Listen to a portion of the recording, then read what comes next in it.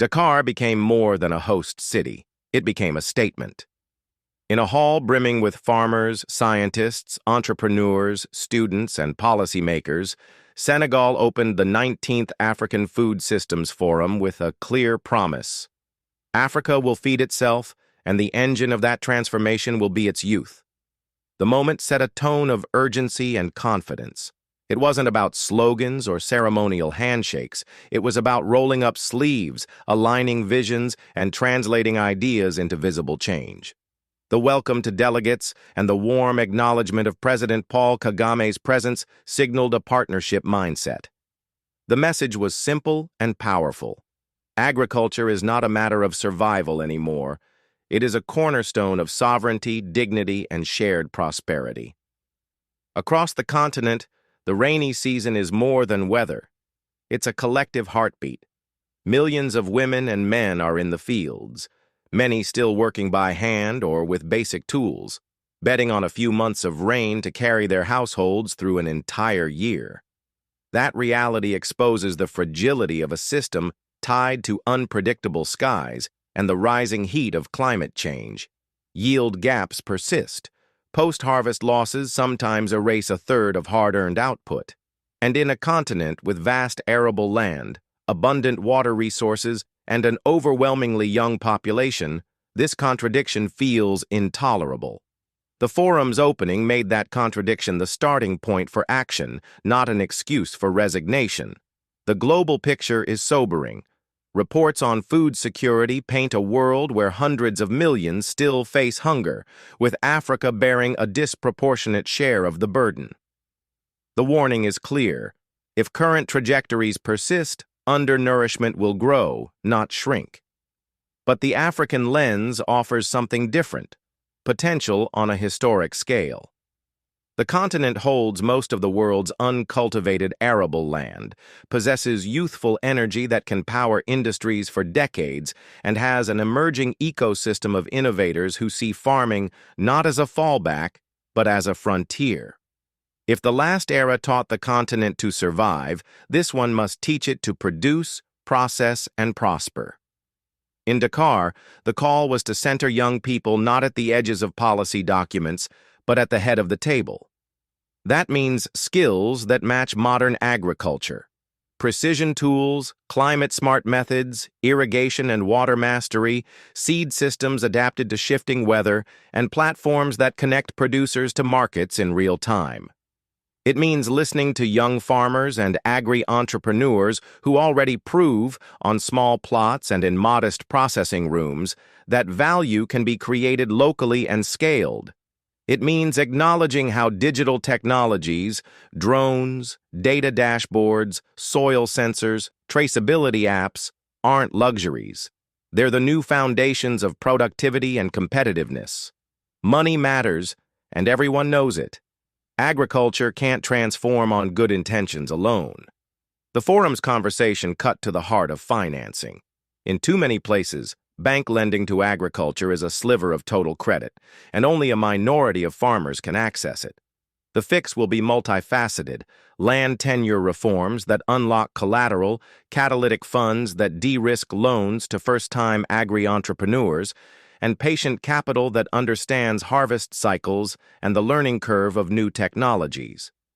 Public investment must build the backbone: irrigation systems, storage and cold chains, rural roads, and feeder networks that make it cheaper to move goods than to lose them. Once that backbone exists, private investment can run faster and further. Partnerships are not buzzwords when they deliver. Examples highlighted at the forum: climate-smart agriculture initiatives, blended finance vehicles, and university-to-farm innovation pipelines show that reform is not abstract. When development finance institutions align with national strategies, and when the private sector is treated as a co-builder rather than a bystander, smallholders gain access to tools they once only heard about. When agri-institutes attract young Africans from across the continent and graduate them with ventures ready to launch, employment stops being a statistic and becomes a network of factories, mills, labs, and logistics hubs seeded across regions. Local processing is the hinge between hope and impact. The old pattern, export raw, import processed at a higher price, bleeds opportunity.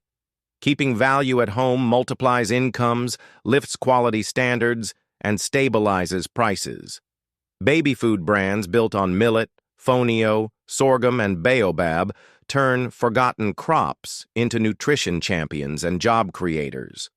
Leather artisans evolve into manufacturers of military boots, school backpacks, and export-ready accessories when value chains are coordinated from herd and feed to tannery and final product. Farmers who once sold at harvest time fire sale prices become stakeholders in brands that move products through domestic supermarkets and into regional shelves. Agropoles and industrial clusters are how that coordination becomes visible. When zones are built around the strengths of a region, rice here, horticulture there, livestock somewhere else, producers, processors, financiers, and freight companies finally operate on the same map. Storage keeps grains viable beyond the season. Cold chains protect tomatoes from sun to store. Lab testing and certification raise quality to meet supermarket and export standards. Training centers align curricula with real roles in milling, packaging, equipment maintenance, and food safety. The result isn't just higher yield, it's higher margin and more dignity for the people who create it.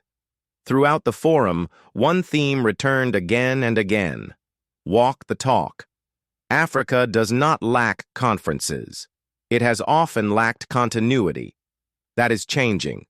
Governments are committing budget lines, not just speeches. Entrepreneurs are scaling, not just pitching. Farmers' cooperatives are formalizing governance and negotiating better terms.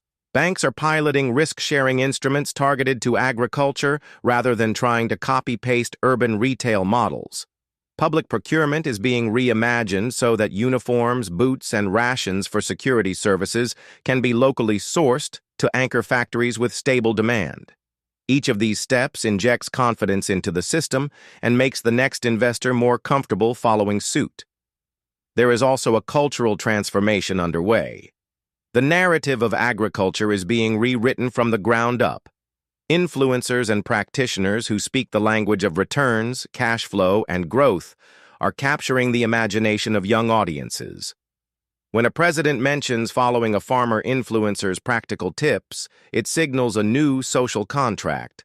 Leadership doesn't just legislate, it listens, learns, and partners. The more youth see role models who became millionaires by planting, processing, and branding, the more classrooms will produce agronomists, food scientists, supply chain engineers, and product designers who see fields as the first step in a value ladder, not the last. None of this denies the hard parts. Climate volatility won't disappear. Inputs can be expensive. Transport is still a hurdle in many regions. But the difference today is orientation. The conversation is no longer dominated by what Africa lacks. It is driven by what Africa can build with what it already has. Land can be made productive all year through smart irrigation, rainwater capture, and watershed management.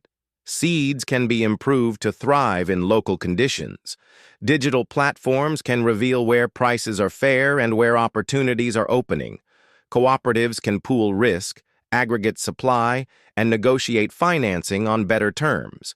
Each local victory, one packhouse opened, one tannery modernized, one cold room installed, builds a network of competence that compounds. Trade is the multiplier. The African Continental Free Trade Area is more than a treaty. It is a logistics plan for prosperity. When border processes are streamlined and standards are harmonized, a surplus in one zone becomes a lifeline in another, and entrepreneurs can plan for cross-border scale. A tomato paste factory near a frontier town becomes a regional supplier. A cereal brand crafted for local tastes becomes a West African household name. A leather goods house that starts with police and military orders builds a reputation that crosses languages and currencies. Trade turns national progress into continental momentum. Dignity threads through all of this. Feeding ourselves is not just a nutritional goal, it's a declaration that our policies, our science, and our creativity can meet our own needs. It is also the surest path to accountability. When farmers feel they are partners in a national project, they can demand better services with credibility. When youth are given the tools and the room to act, they can measure leaders by how quickly bottlenecks are removed and how consistently commitments are kept. Partnership becomes a two-way promise. Institutions de-risk the path, citizens walk it with energy and discipline. The youth message was unmistakable. Don't talk about us, build with us. Give us access to land that can be financed, training that leads to jobs, and capital that respects the rhythms of agricultural production. In return, expect us to show up, experiment, learn, and execute. Expect us to turn pilot plots into enterprises and early prototypes into product lines. Expect us to carry Africa's food sovereignty from theory to supermarket aisles, export manifests, and household kitchens. That is the exchange that can define this decade. The forum ended as it began, on action.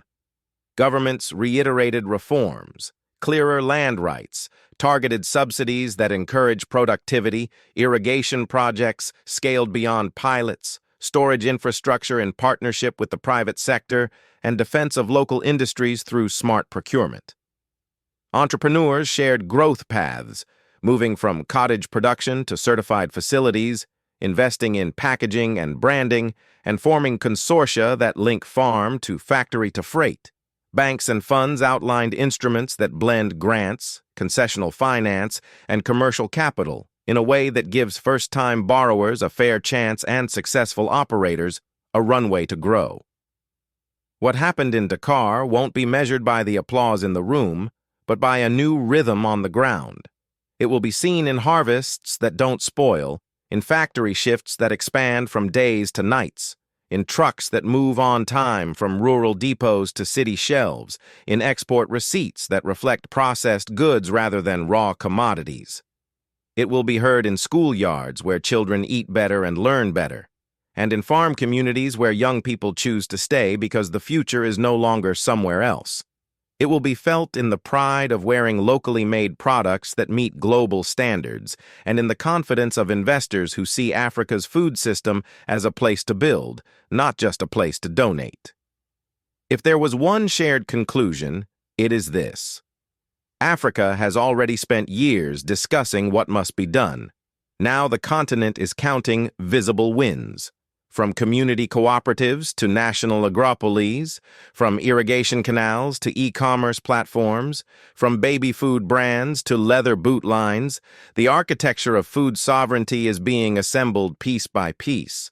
The promise is not abstract. It's tangible, trackable, and within reach. And the generation rising, digitally fluent, relentlessly practical, impatient for results, is ready to drive it. The task for leaders and institutions is to keep opening doors, lowering barriers, and matching words with the steady machinery of delivery. When that happens, Africa won't just feed itself. It will feed possibilities far beyond its borders.